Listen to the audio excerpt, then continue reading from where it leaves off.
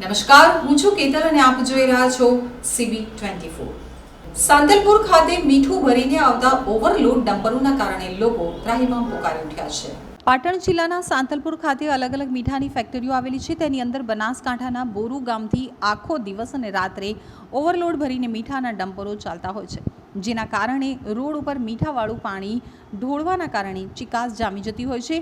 વારંવાર અકસ્માતની ઘટનાઓ પણ સર્જાય છે। કેટલાક લોકો તો મોતને પણ ભેટી ચૂક્યા છે। પાટણ RTOની મીઠી નજર હેઠળ ઓવરલોડ મીઠાના ડમ્પરો બોરુ ગામથી સિધાડાથી સાંતલપુર સુધી પહોંચે છે। રસ્તામાં રોડ ઉપર મીઠાવાળું પાણી પડવાને કારણે રોડ ઉપર ચિકાસ જામતી હોય છે, જેને લઈ વારંવાર સાંતલપુરમાં અકસ્માત સર્જાતા હોય છે।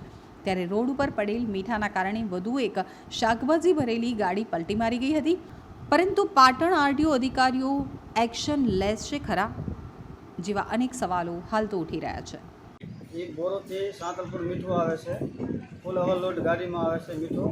પાછળ કોઈ મેન્યુ બીજું મારતા નથી, મીઠું ઢળે છે। એના કારણથી રોડ બહુ ચિકાસવાળો થાય છે। એના કારણથી આજે મેં બ્રેક મારી એટલે આખી ગાડી મારી ફરીથી પલટી મારી થઈ। આજે મારે જીવના જોખમમાંથી હું નીકળ્યો છું। આજે સાંતલપુર તાલુકામાં 3 ગાડીઓ પલટી મારી હતી, એક બાઇક પલટી મારી ગયું। એના કારણથી એક જીપનું ગાડી પલટી મારી ગઈ છે।